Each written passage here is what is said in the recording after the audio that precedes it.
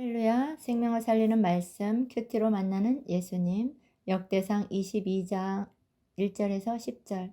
여호와 하나님의 성전. 다윗이 이르되 이는 여호와 하나님의 성전이요 이는 이스라엘의 번제단이라 하였더라.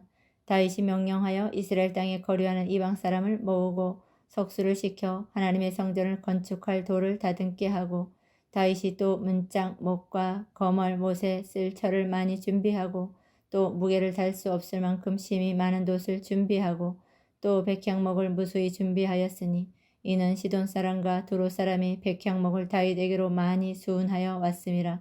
다윗이 이르되 내 아들 솔로몬은 어리고 미숙하고 여호와를 위하여 건축할 성전은 극히 웅장하여 만국의 명성과 영광이 있게 하여야 할지라.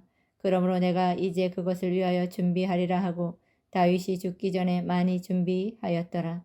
다윗이 그의 아들 솔로몬을 불러 이스라엘 하나님 여호와를 위하여 성전 건축하기를 부탁하여, 다윗이 솔로몬에게 이르되 내 아들아, 나는 내 하나님 여호와의 이름을 위하여 성전을 건축할 마음이 있었으나 여호와의 말씀이 내게 임하여 이르시되 너는 피를 심히 많이 흘렸고 크게 전쟁하였느니라. 내가 내 앞에서 땅에 피를 많이 흘렸은즉 내 이름을 위하여 성전을 건축하지 못하리라. 보라, 한 아들이 내게서 나리니 그는 온순한 사람이라.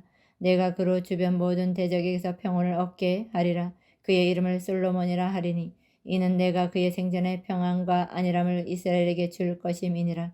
그가 내 이름을 위하여 성전을 건축할지라. 그는 내 아들이 되고 나는 그의 아버지가 되어 그 나라 왕위를 이스라엘 위에 굳게 세워 영원까지 이르게 하리라 하셨나니. 아멘. 오늘 본문은 다윗은 성전 건축에 필요한 재료를 준비하기 시작합니다. 그가 성전 건축을 위해 열심히 준비한 까닭은 여호와의 성전은 웅장하고 만국의 명성과 영광이 있게 지어져야 함에도 솔로몬은 어리고 미숙했기 때문입니다. 다윗은 솔로몬에게 성전 건축을 위임하는 이유와 그에 관한 솔로몬의 사명을 전합니다. 첫째로 장래의 성전짜리 1장 1절.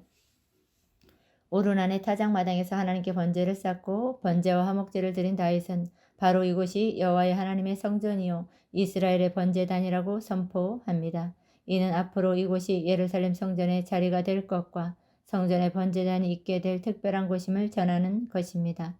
여호와 하나님의 성전이라는 것은 야곱이 꿈에서 하늘에 닿은 사닥다리를 보고 하나님의 음성을 들은 후 이것은 하나님의 집이요 라고 한 것과 흡사한 표현입니다.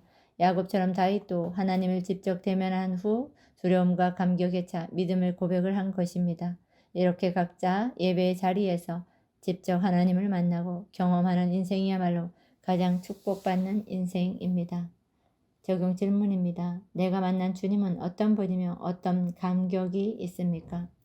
둘째로 성전 건축 준비 2절에서 5절. 다윗은 성전 건축을 준비하고자 이스라엘 땅에 거류하는 이방인을 모으고 건축에 필요한 자재를 준비합니다. 이때 그가 자재들을 얼마나 많이 준비했는지 역대기 저자는 그 무게를 달 수 없고 무수히 준비했다고 거듭 기록합니다. 노년기의 다윗은 나이와 환경을 핑계로 이 일을 솔로몬에게 미루고 쉴 수도 있었지만 받은 은혜와 사명에 따라 온 마음을 다해 준비합니다. 하나님의 성전을 견고하고 웅장하게 지어 그 명성을 온 천하에 알려야 하는데 이를 실현하기에 솔로몬은 아직 어리고 경험이 부족하다고 생각했기 때문입니다. 나의 후손에 대해 보게 될 하나님의 영광이라도 구원을 위한 일이라면 아낌없이 수고해야 합니다. 적용 질문입니다. 나의 영육의 자녀와 후손에 대해 보게 될 영광이라도 내가 구원을 위해 아낌없이 수고해야 할 일은 무엇입니까? 셋째로 다윗의 동료와 당부 6절에서 10절. 다윗의 많은 준비에도 불구하고 수많은 피를 흘린 그의 열심으로는 성전을 지을 수 없었습니다. 눈에 보이는 건축물은 인간의 힘으로 지을 수 있습니다. 하지만 진정 하나님의 성전이 되려면 그곳에 하나님의 임재가 필요합니다. 성전은 단순히 유형의 건물이 아닙니다. 예수 그리스도께서 우리를 위해 죽으시고 부활하여 다시 오실 것을 믿음으로 고백하는 한 사람 한 사람이 모여 성전의 벽돌이 되고 기둥이 되는 것입니다. 궁극적으로 죄 많은 다윗과 밧세바가 낳은 솔로몬을 통해 오신 예수님이 참 평화의 모퉁이 돌이 되어 이 성전을 세워주십니다. 성도는 자기 인생에 허락하신 하나님의 성전을 건축하며 그분의 뜻을 깨닫고 전해야 합니다. 적용 질문입니다. 죄 많은 인생을 통해 구원을 이루시려는 하나님의 뜻을 깨닫고 전하고 있습니까? 기도하겠습니다.